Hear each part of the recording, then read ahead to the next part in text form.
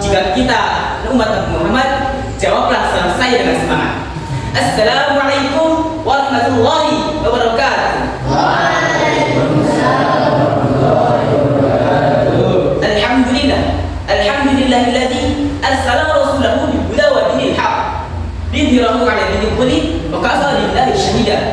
Wassalatu wassalamu ala nabiyyina Muhammadin Mustafa wa ala alihi ahli sidqi wal wafa'. Asyhadu an la ilaha illallah wahdahu la syarika lah, iqraran bihi wa tauhidan, wa asyhadu anna Muhammadan abduhu wa rasuluhu sallallahu alaihi wasallam taslima mazijan. Wa ba'du, qala Allah ta'ala fi kitabil karim, a'udzu billahi minasyaitonir rajim. Ya ayyuhalladzina amanu taqullaha haqqa tuqatih wa la tamutunna illa wa antum muslimun. Wa qala aidan, ya ayyuhalladzina amanu kutiba 'alaikumus siyamu kama kutiba 'alal ladzina min qablikum la'allakum tattaqun. Pertama-tama dan yang paling utama, marilah kita semua panjatkan puji syukur kita kepada Allah Subhanahu wa taala atas limpahan nikmat, rahmat dan karunia-Nya. Salah satu nikmat yaitu nikmat Islam, nikmat sehat dan nikmat sempat, sehingga kita semua dapat bertemu dan berkumpul di tempat yang insyaallah telah diberkahi oleh Allah ini. Karena tanpa nikmatnya kita tidak akan bisa berkumpul di majelis ilmu yang membahas sesuatu tentang Islam ini. Kedua kalinya, salawat bertakaikan salam semoga tetap tercurahkan kepada beliau, baginda Nabi Muhammad sallallahu alaihi wasallam. Karena atas perjuangan dan cerita beliaulah kita semua dapat merasakan nikmat Islam hingga saat ini. Karena apabila beliau tidak merasakan penderitaan dan tidak melakukan perjuangan, kita tidak akan pernah menemukan jalan yang lurus ini.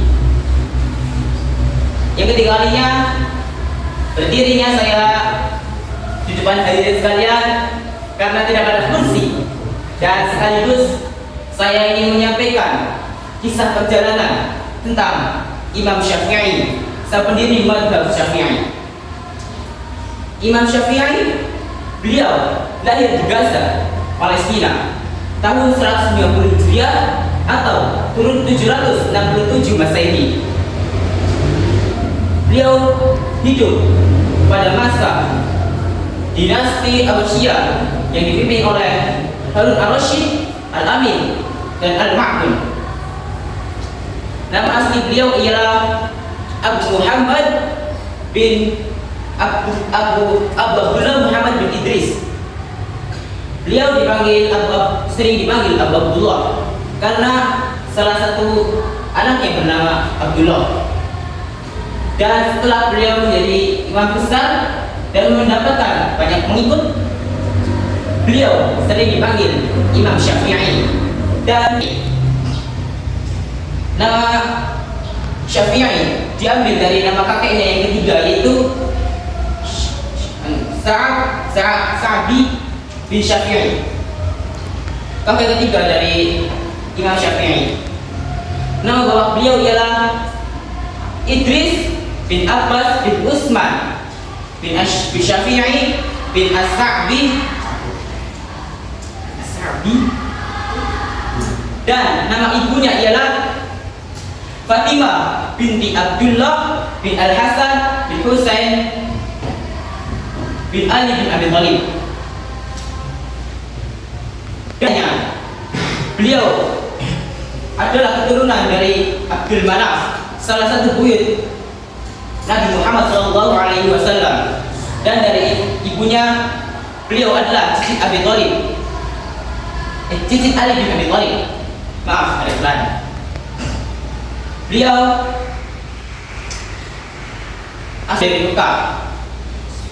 Sebelum beliau lahir, saat masih dalam kandungan, kedua orang tuanya berhijrah ke Gaza, suatu tempat di Palestina.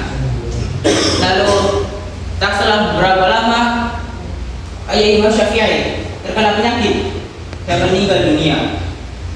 Lalu Imam Syafi'i diasuh oleh ibunya dalam keadaan yatim. Tapi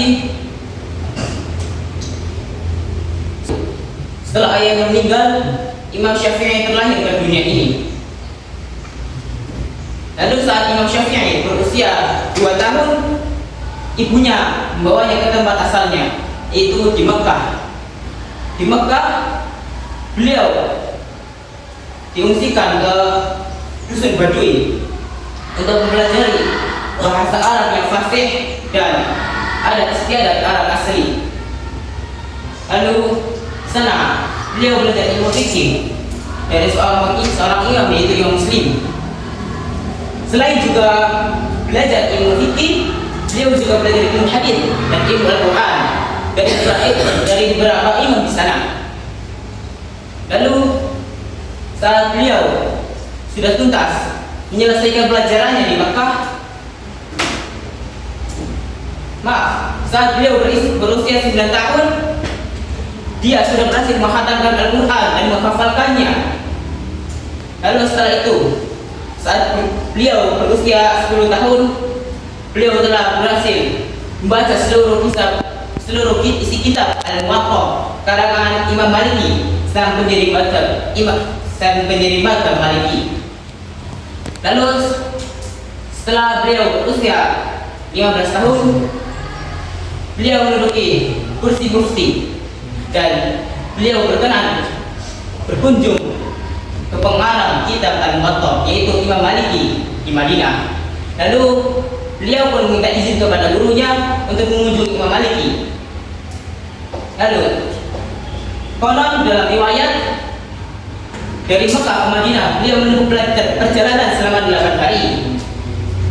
Dan dalam riwayat dikatakan bahwa beliau telah menghatamkan Al-Quran sebanyak 16 kali dalam 8 hari. Artinya beliau setiap harinya menghatamkan Al-Quran sebanyak 2 kali. Lalu sampainya di Madinah, beliau sholat zuhur di masjid Nabi dan berziarah ke makam Nabi. Setelah itu barulah beliau mendatangi tempat duduk Imam Maliki. Lalu di sana beliau, Imam Syafi'i, disambut hangat oleh Imam Maliki. Lalu beliau pun hidup bersama Imam Maliki beberapa tahun, dan beliau pun ditugaskan untuk mendiktekan isi kitab Al-Muwatta kepada murid-murid Imam Maliki. Lalu beliau pun hijrah lagi dan hijrah lagi. Beliau adalah seorang yang sangat mencintai dan sangat haus akan ilmu. Beliau adalah seorang yang tidak mengenal menyerah, karena beliau adalah seorang yang sangat cerdas, yang sangat berwibawa dan sederhana. Mungkin cukup sekian dari saya. Jika ada jarum yang patah, jangan disimpan di dalam laci. Jika ada perkataan saya yang salah, jangan disimpan di dalam hati. Wassalam.